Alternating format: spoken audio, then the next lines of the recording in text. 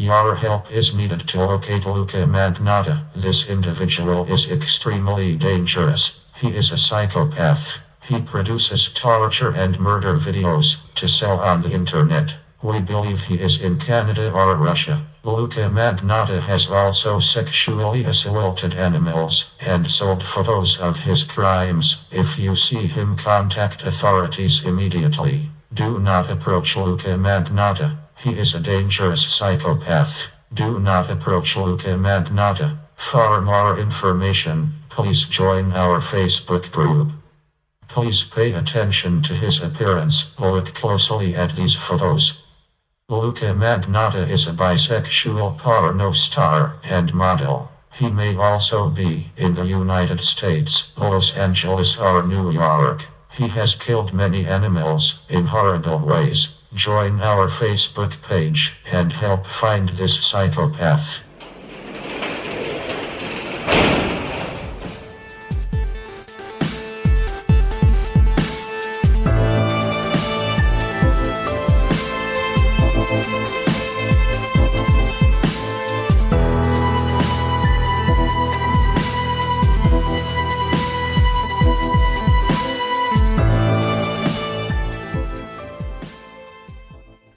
Welcome to True Crime Garage. Wherever you are, whatever you are doing, thanks for listening. I'm your host, Nick, and with me as always, much like Don King, this guy's got a crazy hairdo. He is the captain. Touch me and I'll sue. Go ahead, punk. Touch me and I'll sue. Thank you. It's good to be seen and it's good to see you. Thanks for listening and thanks for telling a friend. Tonight we are drinking Cherry Spadina Monkey by the good people at Indie AleHouse in beautiful Toronto, Canada. Garage grade 4 out of 5 bottle caps. Do you want to touch my monkey? Cherry Spadina Monkey is a sour ale. It doesn't taste like a monkey at all, so don't be afraid. It's of course fruity, sweet, and tart. I'd say it's a mild cherry flavor and a medium sour level. We are chilling in the garage today and having a good time because of our good friends. First up, a big thank you to Gary and Gail from Berea, Kentucky. We met them at CrimeCon. They dropped off a little present to us, so thank you. It was nice meeting the both of you. And it was nice drinking the moonshine. Next up in Parts Unknown, we have Sarah. We also have Meredith, who says, y'all rock. Y'all rock. And also in Parts Unknown, we have Leslie. And a big shout out to Peter in Salt Lake City, Utah. And last but not least, we say hi and thank you to Carissa in Hamden, Connecticut. So thank you to everybody for filling up the fridge for this week. And if you want to buy us around for next week's show, go to truecrimegarage.com and click on the donate button. And if you'd like to follow us on Instagram, Facebook, Twitter, Untapped, any of that stuff, you could do so at True Crime Garage. Also, while you're at truecrimegarage.com, check out the blog. I've been hanging out there a lot lately, Captain. We do a blog for just about every case that we've covered. There's a lot of really interesting conversations going on there. All right, let's get to part 2 of Puka Not Hada. All right, everybody, do your hair, put on your makeup, grab a chair, grab a beer. Let's talk some true crime.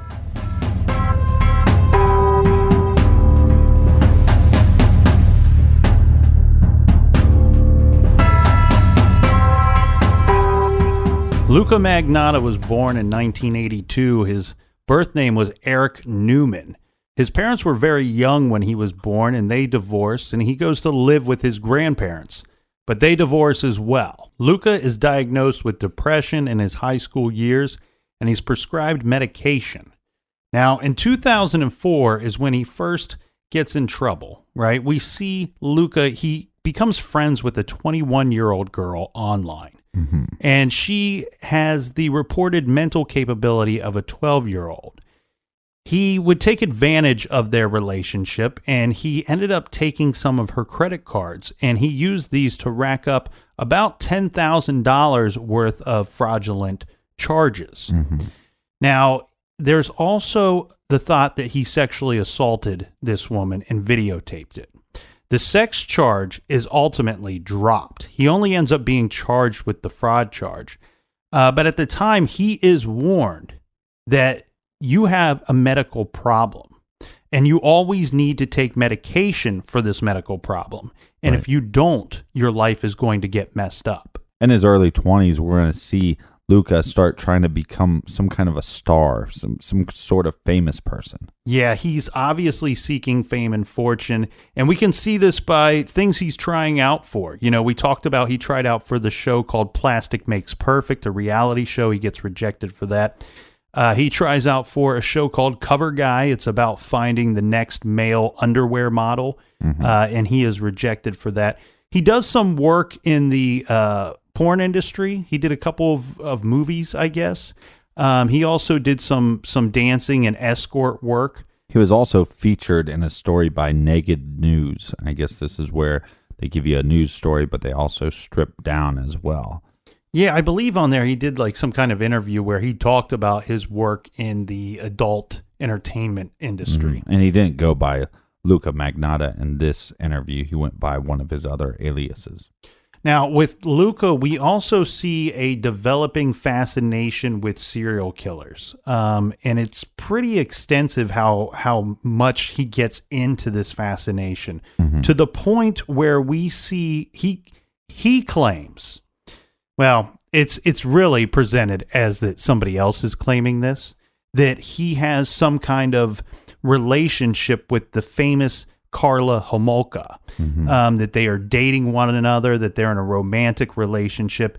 For people that aren't familiar with her, who is she? So Karla Homolka was married to a guy named Paul Bernardo. And one of the cases that they're famous for, they were kind of dubbed the Ken and Barbie killers because a lot of people thought they were very young and attractive looking. Well, Karla, she was convicted of manslaughter. She participated in the rape and murder of 3 younger girls with her husband, Paul. Now, the thing is, though, she ended up kind of turning on Paul, claiming that she was being physically abused by him. Right. And a lot of the evidence they had against Paul came from Karla. The problem here, though, is Paul gets sent away for a long time, and Karla gets a slap on the wrist, where they both should have been sent away for a very, very long time. Didn't they kill her sister or something? Yes. One of the victims was her sister. Now, the thing here is Karla, because many people considered her to be attractive, and the case was very strange, and there's a sexual nature to the case. Those two became kind of famous, in a bad way. Right. In Canada. It's very popular Canadian case. And then the thing here is, though, you have a situation where at some point Karla's going to get out. And so there was all this talk of once she got out, where is she? What is she up to? Much like we've seen in the United States with Casey Anthony. Where is she? Where is she hiding? Right, What's she up to? Is she in a relationship? Is she pregnant again? She was in a movie called Trolls. Well, and there was a lot of rumor that Karla Homolka was somewhere on an island somewhere. Maybe she was. I don't know. I didn't follow it that much. The thing here is... The island of misfit murderers? Well, he links himself. Luka links himself to this Karla Homolka, saying that they have some kind of relationship together. And he fabricates these pictures and puts together some kind of photo montage that would give you the impression that they're spending time together. Well, who said it best? Marilyn Manson, any publicity is good publicity. I don't know if he was the first one to say it, but yeah. Well, I think maybe he changed it and said, bad publicity is good publicity. Right. Whatever. But Luka adapts this kind of theory, right? He adopts this theory, and he comes forward and he says, you know what? My name and reputation has been ruined by linking me to this Karla Homolka. Right. What reputation? Well, it's pretty obvious that he fabricated this whole thing, and then he comes out to as a rebuttal. Well, later we would learn that, remember those packages that were arriving with the return address of having been sent by a person by the name of Renee Bordelais? Well, the thing here is that ends up being Karla Homolka's name later in life. So there Very again, weird. There again, we see him tying himself to this person that he believes is a famous serial killer and famous for killing people. Something that he also did that I found very strange is he would write his own Wikipedia post. So it'd be like a post about Luka Magnotta and all the things that he was doing. But since it wasn't legitimate, Wikipedia would take him down. And I heard this happen multiple times, at least 2, maybe 3 times. Now, he would, on his Facebook, he ends up posting a link to a video called Three Guys and One Hammer. This was a video that was, unfortunately, pretty well watched at the time. It's a video of a man being beaten to death by a group of teenagers.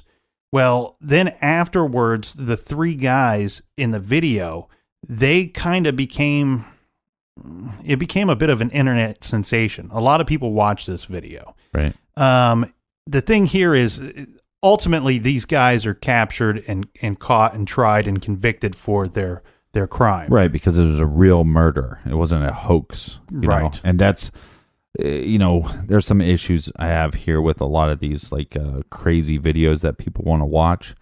I get that there's some fascination by it, but I don't know. I don't know why people are watching these. No. And then here's just a little bit of a warning. Today's, we cover this stuff, and we know that we cover a lot of gruesome stuff week after week, but I feel compelled to put out a bit of a warning here, because today we're going to talk about something that we usually don't discuss on the show. Well, yeah, Nick ate a lot of beans last night, so he's putting out the warning that he's gassy. It's a little gassy. No, that's not it at all. But what happens here, Captain, is that because of the hype and the everything surrounding this video, Three Guys and One Hammer, Luka kind of locks onto this. And I think he sees something that he wants to be a part of. He sees something that he can throw out there. He can create something, throw it out there, and maybe gain some notoriety of his own. And this is why I threw out the warning here, because he starts, someone, quote unquote, starts hyping a video called One Guy and Two Kittens. And this video doesn't come out for a little bit of time. They're just hyping the video. Okay, so let's talk about this. One of the things that Luka does is he will create his profiles, but he also creates these fictitious profiles. So he basically has all these fictitious people that he's running their pages for, commenting on this video is coming, right? This new video is coming. And so hyping it to basically nobody. Right. So when we say hyping it, well, it's going out to nobody. And hoping that people come across these posts and come across the discussions, these fake discussions, and now all of a sudden they're excited or want to find out what this video is. Maybe they start talking about it. Right. We'll see this time and time again with Luka basically playing both sides of the fence, where he's setting up something and then he's also, forming a rebuttal or creating hype for something he's going to put out himself later. Well, he does put out this video, a video called One Guy and Two Kittens. And in the video, what you can see... This is the warning. Yes. What you can see is a guy... I'll keep it short. A guy places two kittens in a bag and basically sucks the air out of the bag with a vacuum cleaner. It's despicable stuff. And unfortunately, this video gets Luka, quote unquote, the fame he was looking for. Well, he doesn't get fame. He's getting attention, but to him, it's giving him fame. Yeah, it's giving him the notoriety. People were talking about him. People were talking about the video online. But they're not technically calling him Luka, is what the point I'm trying to make. Yes. They're talking about this video. Because in the video, he is unidentified. Right. So this is an extremely unhealthy obsession of becoming famous to the point of hurting others or hurting creatures of any type. Right. The thing here is this unhealthy obsession of his kind of creates and sparks a healthy obsession amongst others. A Facebook group is started by a person named Ryan Boyle. He's a good man on a mission. He very, very quickly, thousands of people join his army and his crusade. They are going to hunt this man in the video. They're going to hunt the creator and the person that they see in the One Man and Two Kittens video. And how they're going to hunt this person is going to do so with technology and through different computer and social media avenues. They start looking for the man that they call the vacuum kitten killer or the serial cat killer. Within about 24 hours, the killer released 2 photos. What we're going to see here is that we're going to see the person that they're hunting starts taunting the group that is hunting him. Right. Then someone planted a photo on a website. This is showing a man he's on a bed. He's posing with kittens, with 2 kittens. Mm-hmm. These appear to be the same 2 kittens that were in the vacuum video, that were killed in the vacuum video. Mm-hmm. So then these, web detectives decide, hey, this guy is probably the same guy, right? Yeah. And then what they start doing is basically with metadata and all that stuff, they can start trying to figure out where the picture was taken, what time the picture was taken.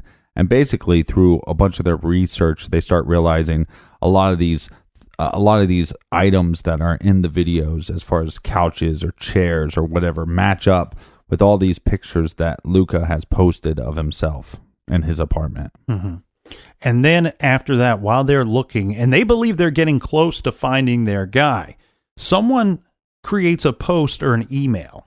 Mm-hmm. And it reads, "The name of the kitten vacuumer you are looking for is Luka Magnotta. He was born in Russia, lives in Los Angeles, and has lived in several different countries. The apartment in the video is located in West Hollywood. Hope this helps. I am 100% serious." And a lot of people suspected that this post was made by Luka himself. Yeah, and now armed with this information, with this name, these web sleuthers, these computer detectives, they're going to go and look and find everything that they can find on a person named Luka Magnotta. Now, they start pouring through all of the images they can find of him online. And like the captain said, they know that there's information inside those images. Right. Embedded it's called metadata. Yes. And what they end up doing is they find a photo that will give them a GPS stamp. This photo, they learn, was taken in Toronto, Canada in late October. The images of Luka with the kittens were taken in November. So they know that they're getting close to this guy. And these web detectives, they pass their information to the police. And now the police begin looking for Luka Magnotta. Now the thing here is Luka had officially changed his name to Luka Magnotta in 2006. So this is a real name. This isn't just a fake name he was going by. This was a real name. Hey. You want me to stay away from this subject? Hey. This was a real name. I'm not changing my name legally to the captain. However, the police learn very quickly that they're not able to just go to their system, type in Luka Magnotta, and have a whole bunch of information come up. This guy doesn't seem to have much of a paper trail. He doesn't really exist on paper. Yeah, they can't find an address for him. They can't find, like we said, there's no paper trail for this guy. And just a reminder, I mean, like we talked about the allegations of sexual assault and the fraudulent charges, those are under a different name, right? So they won't even see him come up in the system on that. Mm-hmm. Then about a year later, in December of 2011, there were more videos posted. In one of these videos, you can see a man wearing like a Santa Claus hat, and he feeds a kitten to a python. A live kitten to a python. In the other video, a kitten is duct taped to a broom handle and drowned in a bathtub. Now, the FBI, there's no secret here of what people believe this kind of behavior will lead to. When you have somebody normal people can't do what he's doing in these videos. Right. People that have a heart and have a soul don't do what he's doing in these videos. This often leads to people committing crimes against human beings after these atrocities against animals. And we've seen this multiple times with different serial killers. On December 3rd, The Sun runs an article that is titled "Catch Psycho Who Fed Kitten to Python." Now, 2 days later, this is weird, man. Again, we see him reacting to his own behavior, to his own actions. 2 days later, we have Luka Magnotta. He walks into The Sun, to the newspaper, and he denies that it was him. He denies that it's him in the videos. He denies that he has anything to do with this. He's interviewed by a journalist there, Alex West. Now, about 2 days later, The Sun received this email that read, "It's fun watching people work so hard, gathering all of the evidence, then not being able to name or catch me. You see, I will always win. I always hold the trump card, and I will continue to make more movies. Next time you hear from me, it will be in a movie I am producing that will have some humans in it, not just pussies." Right. So what we have here is this individual, the sick individual, and at this point too, that they know that there's some rumors that he's possibly connected to some serial killer or dated a serial killer, right? So we have evidence that he is harming these cats. He's not harming them; he's killing them. He's a complete waste of breath, as far as I'm concerned. And now this is, ramping up the seriousness on a threat level. Mm-hmm. And it's after this threat, Captain, that Luka moves to Montreal. And after moving there, he starts promoting a video. He starts promoting his new video that he's going to call One Lunatic and One Ice Pick. Mm-hmm. Now, but he also actually sends a video or posts a video somewhere where it's like it's the intro montage to Catch Me If You Can. Mm-hmm. You know what I'm talking about, that movie? Yeah. Frank Abagnale, not Abagnale, not Abigail, Abagnale. Well, one of the things, Captain, to promote this new movie that he's going to put out called One Lunatic, One Ice Pick, is someone posted on a website stating Luka Magnotta is an extremely dangerous and sick psychopath. He is incapable of feeling remorse. Psychopaths can appear very charming and look beautiful, but beware, they are cunning and highly maniacal. Attached to this were links to news stories about the cat killer. And then it was on May 25th that the video titled One Lunatic and One Ice Pick was published to the web. Right, and so then we know what happens next, right? And so he's captured, and now he has to be put on trial. Magnotta elected to be tried by judge and jury. He pled not guilty, admitting to the acts of which he was accused, but claiming diminished responsibility due to mental disorders. Now, some of the evidence that they saw at the trial itself was parts of that video were shown to the jury. And some of the evidence as well was 6 tools. These were the tools that we talked about yesterday that were recovered just outside of Luka Magnotta's apartment. These are items believed to have been part of the murder itself, as well as the dismemberment of Jun Lin, and they include a pair of scissors, 2 knives, a screwdriver, and an oscillating saw and hammer. These were never 100% directly linked to the murder, but they were found in close proximity to such, and as we said, they were unfortunately, had to watch part of the video at the trial. Yeah, and they found a psychiatrist that came forward, after doing tests and after talking with Luka as much as he did, he came out to say, well, look, he should be found not guilty reason of insanity. Yeah, his guilt was never a question. It was, what is his responsibility? Is he criminally responsible for his acts? And that was Dr. Watts who came forward. He said he interviewed Magnotta 40 plus times. Yeah, and if you're interested in this, psychology and stuff like that, this is a very interesting interview. You can find it on YouTube pretty easy if you just type in the doctor's name. One thing that he was learning, Dr. Watts was learning from Magnotta, was that Magnotta believed that a witch named Debbie was constantly looking at him through windows. Mm-hmm. And he also stated that for a good portion of his adult life, and a lot of the evil things he did, things that were depicted in those videos, he was being controlled by some kind of person within him or directed by someone only he could see. Yeah, he was being controlled by a lie. Yeah. This is all bullshit.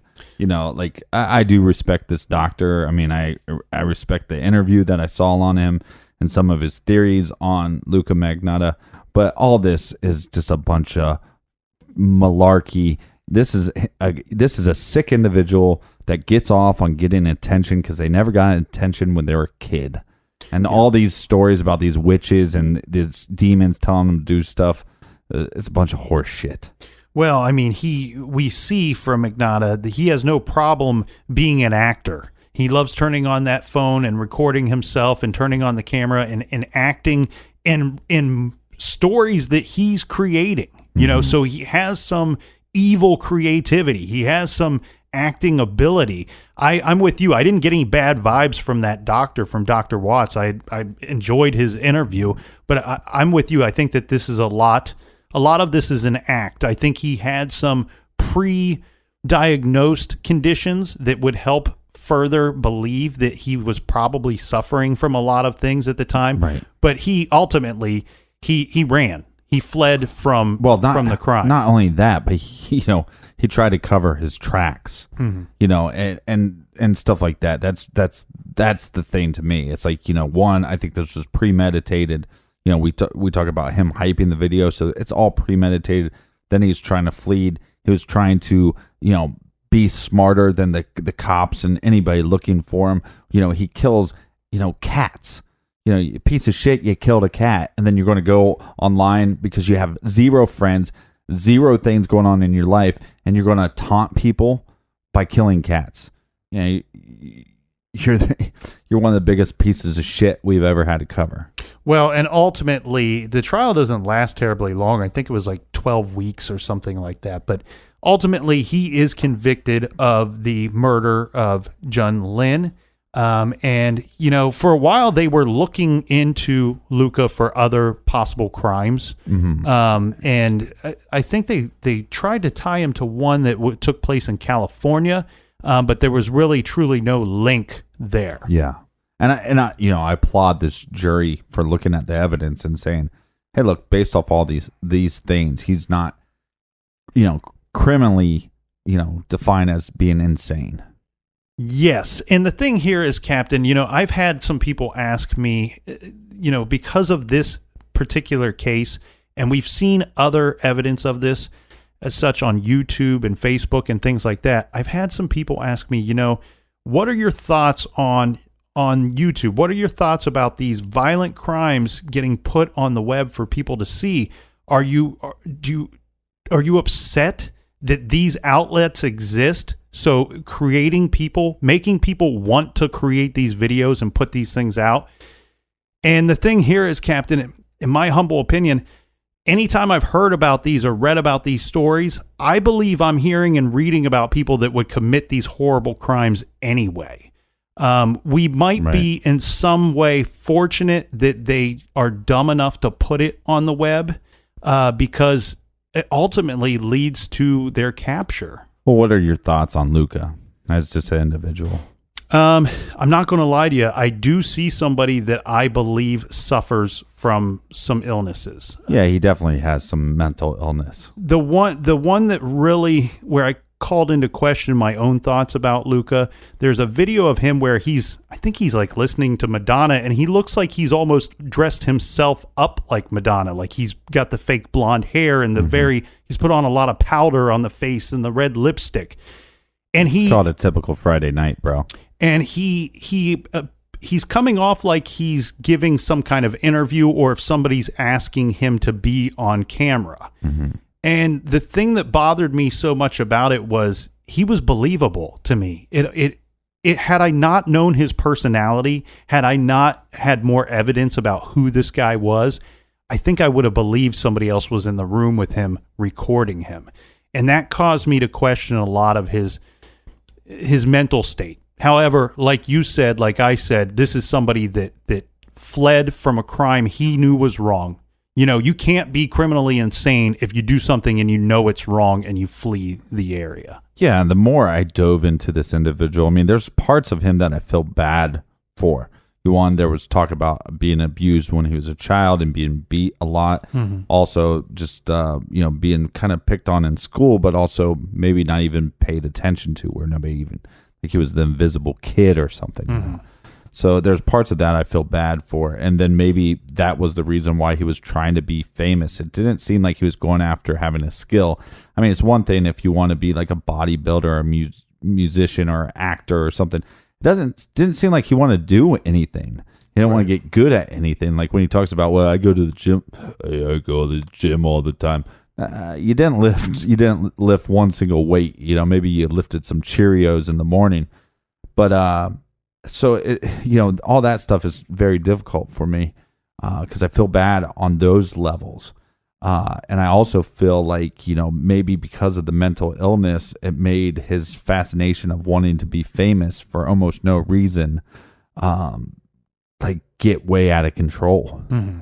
And I think that's something when they look into this individual more, and when you'll see books eventually about him and movies about him, I think they need to really dive into that because I think that was a lot more fuel on that fire. Fascinating stuff. Let's take a beer break, Captain, because when we get back, we have a very special guest joining us in the garage.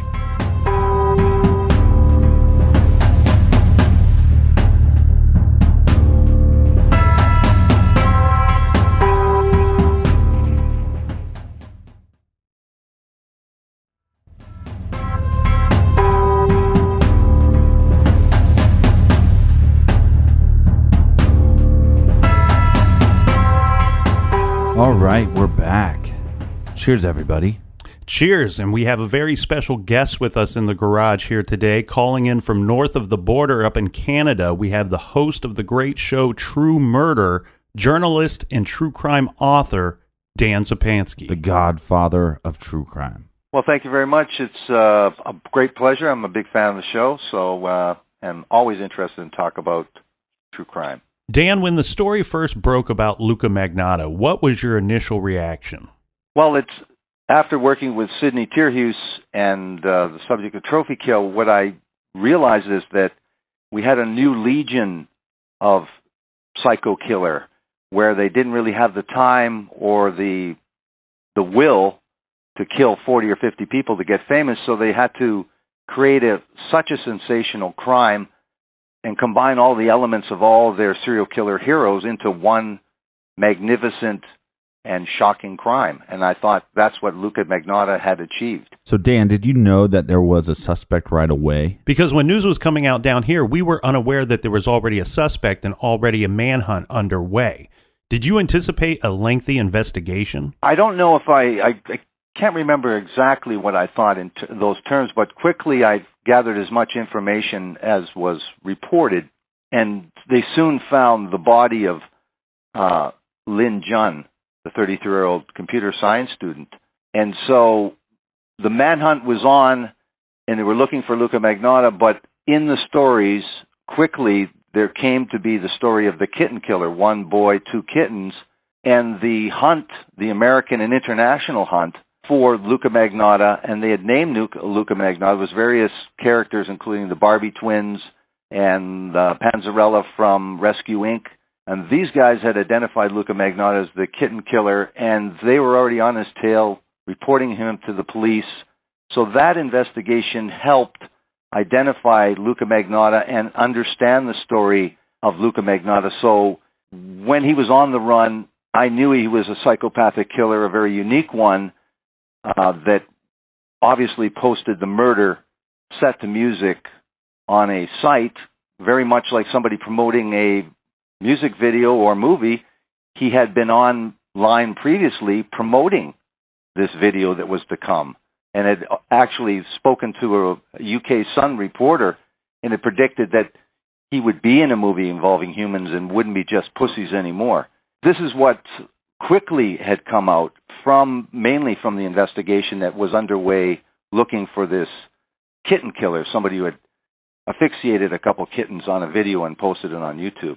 So very quickly there was enough of the story that I could see what kind of character we had, and then quickly they were tracking him internationally through Interpol, and they quickly made an arrest. So it was a story that I quickly got immersed in and got a fair amount of information. And then when the trial came, there was more supplementary information. A very famous Canadian publication named Luka Magnotta the newsmaker of the year. Now, of course, that's what he's trying to achieve with his actions. Does this solidify, does this validate his horrible and unspeakable actions? Well, I think that was Maclean's magazine, because that's our pretty well equivalent of, say, Time magazine. We don't have too many of those types of magazines. But I think the notoriety that he wanted to achieve, I think they have a point there that it's in bad taste to call this person the newsmaker of the year. But yet at the same time, it conveys and supports the idea that Canadians are very, very different than Americans about the issue of true crime, and in particular cases that fascinate the public. We don't have our cases videotaped, or televised, or any of the court cases televised. So it's a completely different environment, and with that comes a completely different attitude. So if you think Americans would be shocked by this type of crime, well, Canadians are even more shocked and repulsed and really don't want to know the details. You ask your average Canadian, do you know who Luka Magnotta is? They would say, well, yeah, I heard of him, but they would not be able to recall any of the details of the case, and it wasn't of particular interest to them. There have been no books about Luka Magnotta published whatsoever in Canada. And one of the big debates in this case was Luka Magnotta insane at the time of the murders. Yeah, Luka's case often gets compared to the Greyhound bus killer case. In your opinion, Dan, was Luka's insanity, was it an act or was it real? Well, here's the thing. As I chronicle in my episode, Psycho Killer Superstar, that there was plenty of evidence to support that he had a diagnosis of schizophrenia, paranoid schizophrenia. He had been hospitalized numerous times. His father was schizophrenic and recommended him to his own psychiatrist. So it's well documented he did have, I don't know if you could say bipolar or schizophrenia designation or diagnosis, but definitely mental illness that was documented and proven.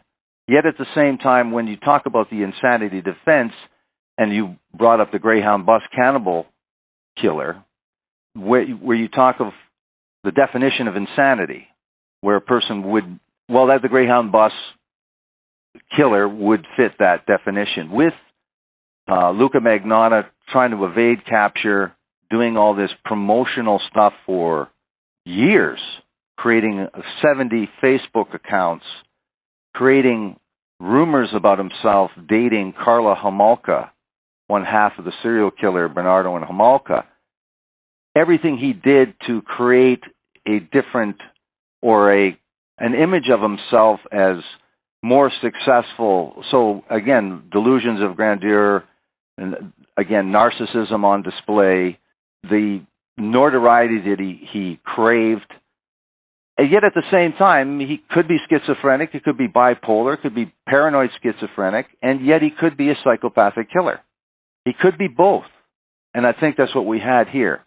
And I think because usually there is some traction in court, not just with the Greyhound bus killer, but other cases that I've reported on where the insanity defense is now a pretty good defense, whether your client is insane or not, because we have a different definition than the American courts on that insanity. But I think the public was so revulsed by this person not only killing this human being just to be famous and just for the experience and just for the notoriety, and then sending body parts to the Canadian government officials, which they received, and to an elementary school, which was luckily intercepted, that this person didn't get much traction in court whatsoever with the insanity defense. And I think, from my experience, that Luka Magnotta did not want to be known as somebody to feel sorry for, a sick killer. He wanted to be known as a person that was a psychopathic killer that posted his disgusting video of necrophilia and cannibalism and dismemberment set to music. He wanted to be an original, a unique, more shocking, more sensational, and utilizing social media like no one else had used and utilized before. So the answer is that I think he was proven to be mentally insane, have serious issues like schizophrenia and bipolar disorder, and yet, you look at this crime, per definition of insanity, he doesn't fit the bill, and he also fits the bill as a totally psychopathic killer. So not only is your guys' definition of, criminally insane different than ours, but the sentencing is different as well. How would have Luka's punishment been different from what he received had he been found not criminally responsible? Well, in his case, he was convicted of first-degree murder with a minimum of 25 years before parole eligibility. The insanity designation means that, for example, the Greyhound bus cannibal killer has no criminal record whatsoever. It's not murder, not even a criminal conviction. He's released without a criminal record and changes his identity and is free to go. So now we just have another case of a person was not criminally responsible. He killed a police officer with a snowplow, and he has been released after 6 years, which is the same amount of time as the Greyhound bus cannibal killer, 6 years. So you can see there's a huge difference in the amount of time that you may be able to serve. So you can see that also that the small, very, very minuscule percentage of insanity, of successful insanity defenses in the U.S. pales in comparison to the defenses that have been used recently, especially, and the advances in the insanity defense in Canada make it, I think, that predictably a lawyer would be doing the best thing for his client. So I think they are sometimes, when it looks like it, when people say that crime seems to be insane, I think then they can at least attempt for their clients an insanity defense, which will mean that their client can be out in as little as 6 years. And who knows, with precedent-setting cases in this country, if that 6 years for the most extreme killer like the Greyhound bus killer, you can imagine that maybe people with just one murder, one not-so-sensationalistic murder may be released even in less time. Well, it's insane to think that Luka Magnotta would have been out just in 6 years for this horrendous crime if he would have been found criminally insane. Mm-hmm.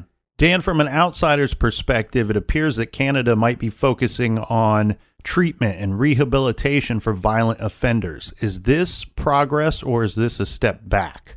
I don't think it's progress when the psychiatrist for Vincent Lee, the Greyhound bus killer, said after 5 years before the release, or say 4 years, that Vincent Lee hadn't hallucinated in a year. And that he was confident that because he had responded so well to the medication, again, under a completely super controlled environment, and then he was released for fresh air walks and visits to the beach, and gradually more and more restrictions were lifted. But as far as I could see from all my experience being an older person and looking at this kind of stuff for years, is that it looked like they were really interested in making Vincent Lee a sort of a poster boy for psychiatric rehabilitation, which means drugs. It means antipsychotic medication. And then people will say, well, how do you know they're going to take the medication? And I say, well, how do you know the medication works? And they set the risk, the psychiatrist, to me, it's laughable that he would set the risk factor at 2%, saying, well, listen, there's only about 2 or 3% chance of reoffending. Yeah, that's malarkey. And another case where they just let out the guy said that killed the police officer after 6 years, they have 2 nurses, doctors, health officials go and give him his medication twice a day on the weekdays and once a day on the weekends. So if that's the kind of precautions you have to do to make sure that this person that you've already deemed as harmless in society remains harmless, then it really is a tether that really is only conditional on whether those drugs always work and always work so well, and very little monitoring by any psychiatrist. And again, this is what we're faced with in terms of the fear in the U.S. that a person responsible for some of these type crimes would someday possibly be exiting the hospital to possibly reoffend. We don't have that. We have the possibility that there's not a possibility, they will be released, it looks like. There'll be no reason not to release these people, regardless of the offense, and in short order. And the tether is, the guarantee is the efficacy of those that antipsychotic medication. We've seen recently that Luka Magnotta was scheduled to be married. There's some things coming out in letters where he's stating that he gets to watch movies. He gets movie channels. He can watch any title that he wants. Mm-hmm. He's been on dating websites. Where is the punishment? Is this too many freedoms? When does Luka start to feel like he is being punished, that he is a person living in a cage? He didn't provide any of these privileges to his victim. It doesn't seem like he's being denied a lot of privileges now. Well, yeah, it kind of seems like the parents sent the kid to the room for the punishment. But by the way, there's a big screen TV, internet access, and all this stuff. What kind of punishment is that? It feels and it sounds like he's at summer camp. He's just not allowed to leave. Well, I wish I could tell you that he wouldn't be eligible for conjugal visits, but I think he made me eligible for conjugal visits. I understand and I believe in rehabilitation, but I don't believe, like very many people, and the experts agree with me, I would think, well, they do, in that there are certain crimes and certain criminals that cannot be rehabilitated. As simple as that. And so rehabilitation in general for people in incarceration, in prisons, absolutely a bright idea and a proven good idea. But it's not a proven good idea to think you can rehabilitate people simply with the amount of time. And as we found out too, just because someone is of good behavior in prison, they could certainly reoffend. And you're seeing things in Canada that I've spoken about on my program about murder turning into manslaughter with diminished responsibility, say with alcohol, that if a person were drunk, then that murder charge now turns into a manslaughter. And that manslaughter, even though you could get life sentence, the precedent-setting typical sentence is 10 years or less. And we've seen in Canada things that would be regarded in the U.S. easily as murder, regarded as manslaughter, and that person in a prison situation is doing 2 or 3 or 4 years and then released again. And now we just see in the little small place that I'm right now the same situation where another person that was charged previously for murder is released and is charged again. Dan, you wrote a book called Trophy Kill, and in that book you cover the case of Sydney Terhune. There are a lot of obvious similarities between that case you covered and the Luka Magnotta case. Can you tell us about your experience and about the book Trophy Kill? Trophy Kill featured Sydney Terhune, and when he saw an opportunity to become famous for killing, he took a victim and dismembered him almost surgically and then cut him into 8 pieces, and castrated him, and did a bunch of mutilations, and then reassembled him crudely. Again, obviously not literally, but for display and for shock value. And because the victim had stolen Susan Sarandon's gold necklace from the movie Shall We Dance, the gold necklace was found at the crime scene, which sent the story around the world because of the celebrity connection. Now, nobody wanted, especially the movie business, didn't want any connection to their movie, Shall We Dance, with this. And so they said the jewelry had nothing to do with the motive for the killing, but the jewelry had everything to do with the motive for the killing because that killer, Sidney Tierhuis, thought he could get famous by butchering a human being in such a sensationalistic manner.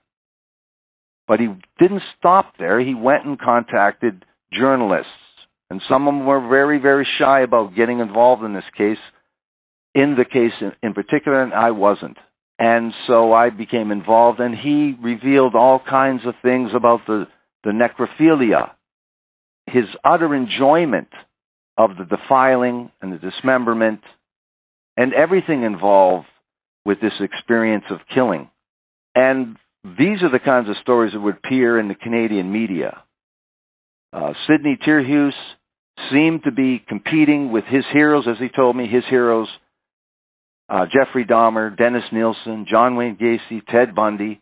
He'd been influenced. These were his role models, his serial killer role models. He was influenced by all of the successful serial killers in the U.S. Because really, just like a musician or an author or a movie maker, there is no success in Canada unless you have American success. So we all dream in Canada of being successful in the U.S., in the arts. And when these people believe they're artists, they're filmmakers, very much like the filmmaker in Edmonton that lured somebody into his garage to film and kill and then document what he had done because he was a filmmaker. And Sidney saw the dismembered body as his art creation. He described the body as a human trophy, hence the title Trophy Kill. And so Luka Magnotta had seen the success of the filmmaker Mark Twitchell in Edmonton, and he made it to Dateline, 2-hour special. And then Sidney Tierhuis made the front pages, and then all around the world, because it was a celebrity connection.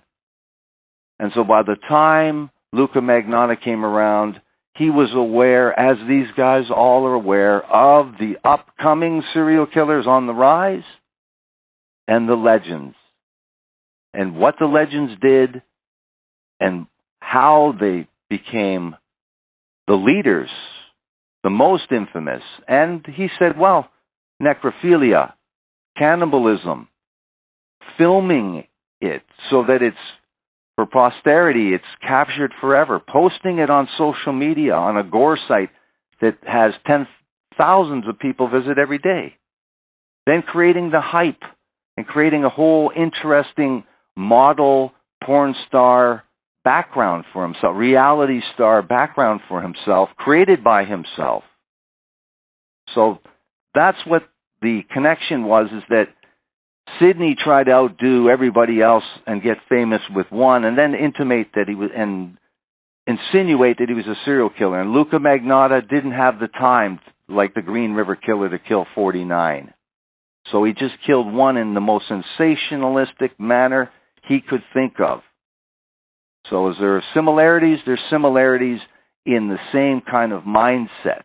And they are not alone, but it's a new legion of killers that love the attention from social media like killers have done in the past. But these, in a different society, this is even more important, is the fame from the murder. It's crazy to me because it seems like these psychopaths are doing anything they can to become famous, even if that's murder.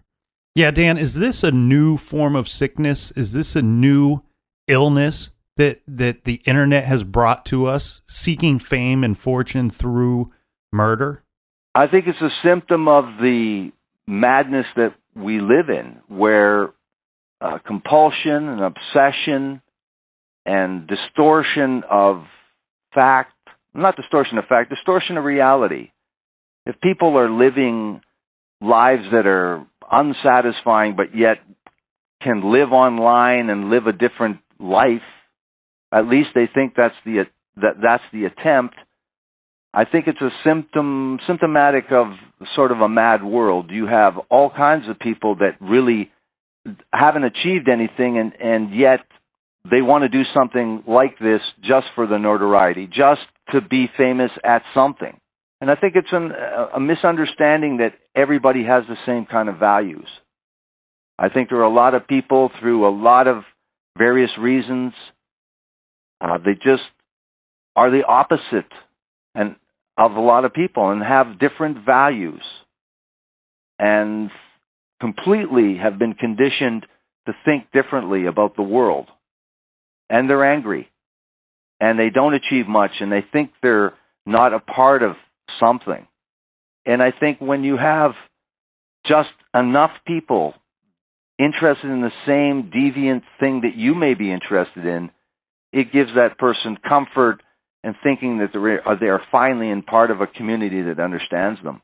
So I think mental illness can be combined with the same psychopathic tendencies and put those things together, and things like drug abuse as well. You can have a combination of things factoring in to some of these crimes and some of these killers.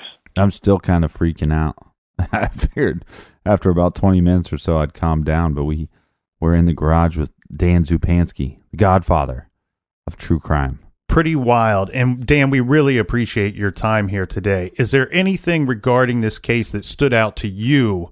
Any lasting impressions? Anything that we didn't get to? Like I talk about, and I think which is the most horrifying Twilight Zone-esque kind of aspect of it, is that the father of the victim, Lin Jun, traveled from China, really couldn't understand the language so much, but he came to attend the trial, and at the end, unbelievably, this unrepenting psycho killer, through his lawyer, agreed with Lin Jun's father that Lin Jun's father would want to speak with Luka Magnotta because he had unanswered questions about the death of his son. And I could almost hear the music from Twilight Zone when I was reading that, because that would be the most horrifying experience, I think, for him, and the most gratifying experience for Luka Magnotta. Yeah, you're exactly right. Hey, thank you, Dan, for calling into the garage. It was a pleasure having you in the garage with us this evening. Yeah, thank you, Dan, and congratulations on your book, Trophy Kill. Very well done, and the success of your podcast, True Murder. Thank you very much. I'm a big fan of True Crime Garage. Thank you very much, Nick. Have a great day. Wow, I think we made it. We had the Godfather calling into the garage to talk with little old Captain and little old Nick. Yeah, I think we got a new friend of the show in Dan Zupansky. Well, that's because he didn't meet us in person. It was a very Wayne's World moment, like when they met Alice Cooper, and they're going, "We're not worthy. We're scum. We're slime." Dan Zupansky just put out his hand and kissed the rings, right? Mm-hmm. So the recommended reading this week is... Of course, pick up Dan Zupansky's book, Trophy Kill, The Shall We Dance Murder. And you heard him talk about it in his own words. Regarding the Luka Magnotta case, there's so many similarities here. You almost feel like he was somewhat inspired by the killer that is featured in the book, Trophy Kill. And you can pick that up by going to our website, truecrimegarage.com, and click on the recommended page. We have all of our other books recommended there as well. And you can purchase any of those through our Amazon banner. And whatever you purchase through the Amazon banner, they give us a little kickback. I mean, maybe you got to get some garden hoses. Maybe you need a shovel. I don't know what you need. But if you buy it through Amazon, they charge you no extra and they give us a little kickback, a little love. Also, if you haven't listened to the podcast True Murder, this is one of the first podcasts that me and Nick used to listen to and kind of have conversations about. We'd listen to an interview with some author, and next thing you know, we're in the garage for 2-3 hours discussing the interview that Dan Zupansky gave on his podcast True Murder. So if you haven't checked that out, you should do so. And if True Murder ever needs a new producer, would be happy to produce the show, right? Sounds fantastic. All right. Hope you enjoyed the two-parter on Puka Not Hada. Thank you to Talkspace. Thank you to Dan Zupansky. More importantly, thank you to all of you out there, the True Crime Garage Army, for joining us this week. We'll be right back with you next week here in the garage. And until then, be good, be kind, and don't limit.